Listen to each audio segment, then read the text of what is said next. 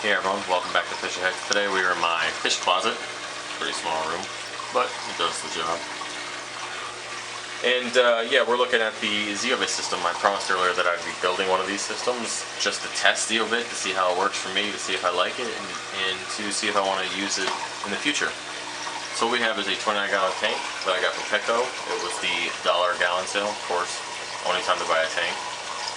And it has two 3/4 inch returns and then one 1 inch return, and I have the rest of the lock line coming in the mail along with the strainer, the low profile strainer. So we'll see how that comes out.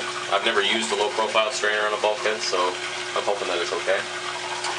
I have the do-it-yourself here Zeovit reactor. It's kind of hard to do with one hand, but you'll see it works pretty well. I have a little bit of leak right here, but that's to be expected. Because I put the flow adjuster on the output, I should have put it on the input.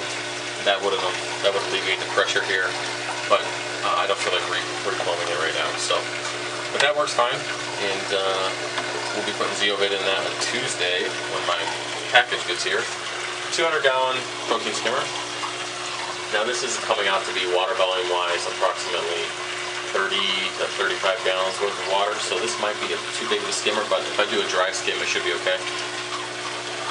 And a little Mag 5 turn pump there, check valve, of course. Now I'm using my homemade filter sock for the return, and then I have to use one on this particular skimmer on the output because the micro bubbles are insane. Even with 2 bubble traps, it still gets through. So, unfortunately, I'm gonna have to make some more filter socks to cover that and the main tank. I know the main tank changes out like every 3 days, so I will have to see how dirty this system gets.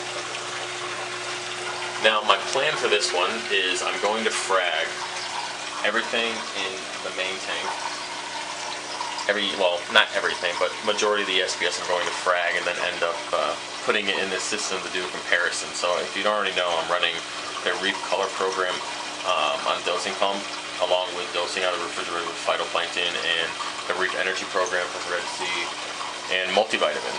So this system is going to have the Zeovit Basic 4, which with the multivitamin, and that's it. I'm not going to run anything else. Well, of course, can't forget calcium, alkalinity, and magnesium, but I shouldn't have to state that. That's just an obvious, but that's what I'm going to have in the system. There won't be anything else. There won't be any phytoplankton.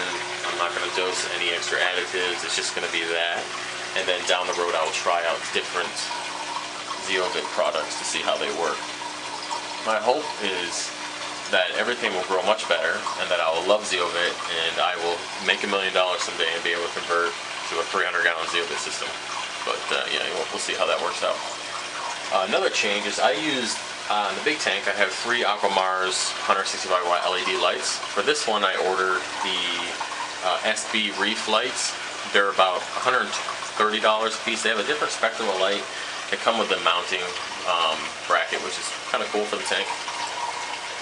And I've heard good reviews on them, and I mean, they're raving about being better spectrum, better growing than the Aquamars. So I ordered one of those, spent a little bit more than I wanted to, but it's still pretty cheap in the grand scheme of lights, and that's what I'm going to use on this tank. It's going to sit about 10 inches off the water, and I'll have to borrow a par meter to see how much power I'm actually getting on the bottom, because the last thing I want to do is fry any coral.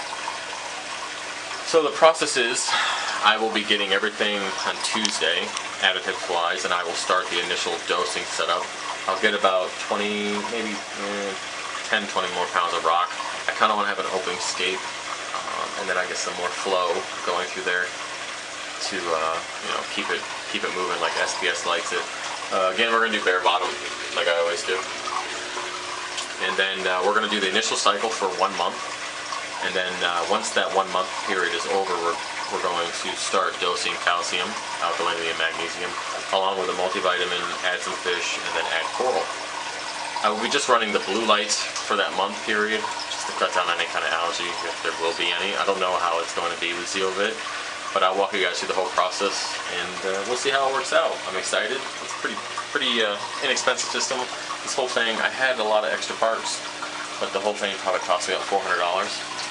And I was cutting a lot of corners with having extra parts and doing things myself, doing the plumbing and drilling and not buying a drill tank, and just, you know, having stuff around the house, which is nice. So also, yeah, phytoplankton. I turned the light off, but phytoplankton's growing down here.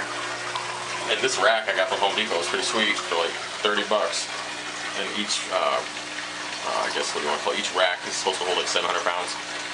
I'm not going to try 700 pounds, but there hasn't been any issues. I put the boards there just to make sure it wasn't going to go through this little metal part here. What did seem very strong, but it's fine. It's not bowing or anything.